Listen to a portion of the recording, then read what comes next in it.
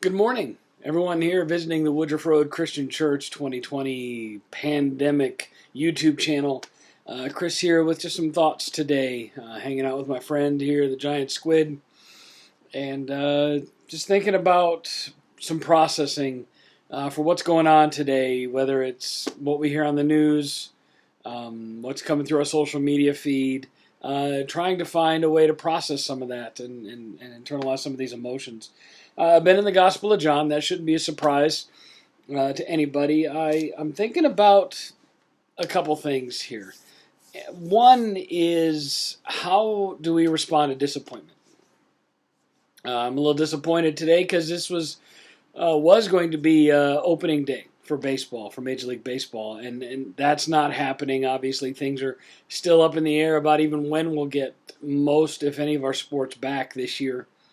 So opening day is always a great day, and I'm disappointed because I'm not getting that today. I'm not getting updates, score updates, or anything like that. So I'm disappointed. It's sad.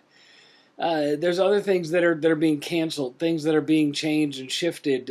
We're still in this phase of not being able to gather. So church, as we know it, gathering to worship as a body of believers is not happening. There's a lot of things that are disappointing.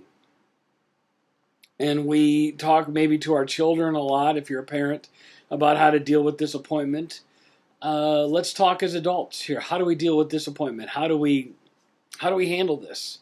And my mind ran to, in the Gospel of John here, that Saturday in between, or some of those moments where the disciples had to process their disappointment with how things progressed and how things happened. It was not how they wanted it to. Jesus was crucified. Jesus was killed. They got to watch the Son of God, the most powerful being to walk this earth ever, be killed. Naturally, there's going to be some disappointment. Naturally, there's going to be some shock factor to all this. This is not how we planned it. This is not how we wanted things to work. And so I was thinking about how they process some of the disappointment. We have the women who go to the empty tomb. They encounter Jesus in the garden, but they're processing this moment and disappointment by carrying burial spices with them. They are going expecting the body of Jesus to be in the tomb still. They're doing just what they know to do, how to handle the death of a loved one. They're not expecting something greater. They're expecting to find a dead body, and the surprise comes to them when the tomb is empty and the angels declare he's not here. We have Thomas. Even after the resurrected Christ has been around and many disciples have encountered him, we have Thomas says, I don't believe it. I won't believe it until I can touch him, until I can see. And we have him processing this disappointment of losing Jesus with doubt. And we have maybe the most relatable, again, is Peter. As they're locked in this room, they're afraid of the Pharisees, they're afraid of what's going on around them. Peter decides, I'm going fishing. And now that's how he chooses to try and process some of the things that are going on in his head, in his heart, in this time. And what I'm seeing here, and something that is pretty consistent through all humanity, is we go back to our default setting. So often when things don't go our way, immediately we trigger back to our default setting. For some people, that's anger. They lash out in anger when things don't go their way. That's their default setting. That's what they've just always fallen back into. For others, it's a weeping or depression. They default back into despair.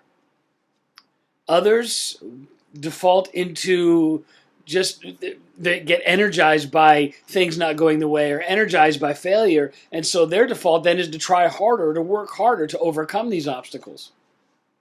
Church, what's your default? How are you responding to some of the disappointment that's happening in this world today? There are so many things not going our way. So many things that are disappointments, that are just letting us down. And it's out of our control. How do we respond to this world? How are we responding to this pandemic, to this chaos, to this, if you want to call it a catastrophe? What's our default? Is it to respond out of grace and patience, the fruit of the Spirit, to show love in greater measures? Or is it expressing further frustration, getting mad, getting angry, or just throwing our hands up in despair? Now, I'm not saying I've got any of this figured out. I'm just looking at Scripture, looking at examples that are for us, that are meant to teach us and guide us, and I'm seeing all those places where I'm falling short. Church, now more than ever, the world is looking for some answers because there's two things that are being exposed. And I read this from a social media post from a pastor out in Arizona. There's two things that are being exposed now to those who don't understand is we are not in control. First, this virus and all this stuff that's going on is proving that we're not in control. And the second thing is that death is very much a reality.